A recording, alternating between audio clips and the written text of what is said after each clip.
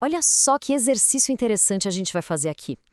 Vamos pegar um personagem do Jim Carrey, o Bruce Nolan, e colocar ele num julgamento, mas não um julgamento qualquer, um julgamento no inferno de Dante. A grande pergunta é, onde exatamente um comediante, que virou Deus por um tempo, onde ele se encaixaria no mapa moral mais sinistro da literatura? Então, a questão central é essa. Se o Bruce morresse bem ali, no pico dos seus piores atos, para onde ele iria? Qual seria o destino eterno dele? A gente vai fazer uma espécie de investigação espiritual aqui, uma análise bem detalhada para descobrir em qual cantinho do inferno de Dante a alma do Bruce Nolan iria parar. E o nosso réu, então, é o Bruce Nolan, um repórter lá de Buffalo que está completamente consumido pela inveja, pela frustração, pela raiva. E o interessante é que o caso dele não começa com um grande ato de maldade, sabe? Nada disso. Começa com coisas que a gente até conhece, sentimentos muito humanos, muito crus e, vamos ser honestos, perigosamente familiares para qualquer um. E aqui a gente consegue ver a escalada, a descida dele, na verdade. Tudo começa com o que Dante chamaria de incontinência. Basicamente, a falta de controle. São aqueles ataques de raiva dele com a carreira, sabe? Um pecado de fraqueza ou menos grave. Só que a coisa vai piorando. Daí ele passa para violência. E não é qualquer violência. É uma violência direta contra Deus. Um desafio. Aí o negócio já fica sério. E por fim, ele chega no fundo do poço. A fraude. Quando ele usa o poder divino para sabotar o rival. Isso para Dante é o pior de tudo, um ato de pura malícia que usa a inteligência, o dom mais humano que existe, para Essa frase é o momento exato da virada. Fira-me, ó poderoso feridor. É aqui que a raiva dele deixa de ser só um desabafo, uma frustração humana e se transforma numa verdadeira rebelião cósmica. É um desafio aberto, um ato de violência direto contra o divino. Mas por mais grave que seja essa blasfêmia, esse desafio a Deus, acredite, esse não foi o pior crime dele. Na visão de Dante, a blasfêmia ainda é um crime de paixão, de impulso. Existe um pecado que é considerado muito pior.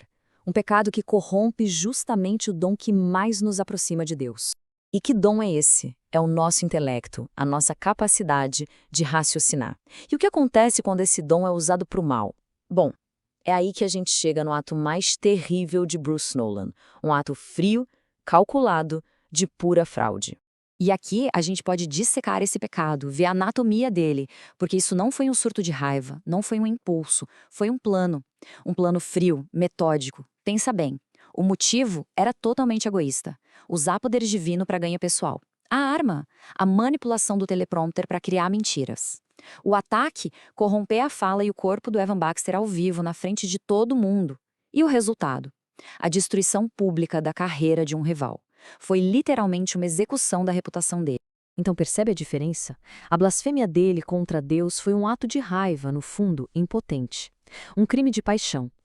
Já a fraude foi um ato eficaz de destruição.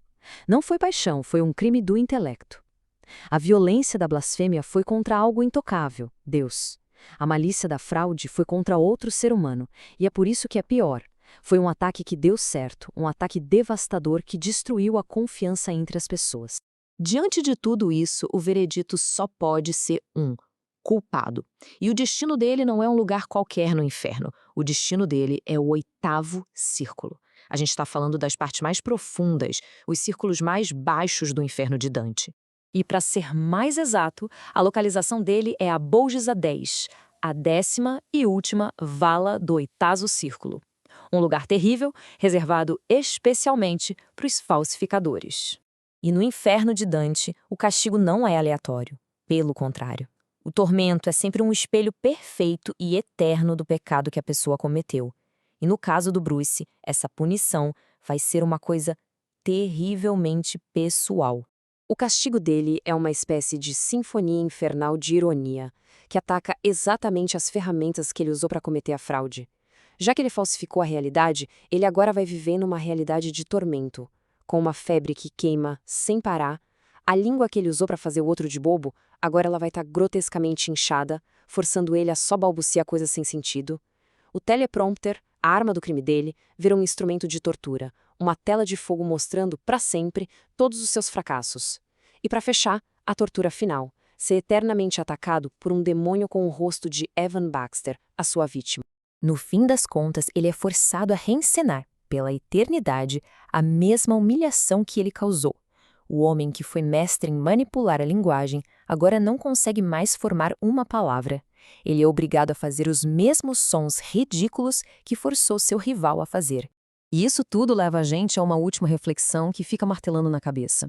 Se o poder absoluto consegue corromper um simples repórter de uma forma tão completa, tão devastadora, o que isso diz sobre a natureza do próprio poder?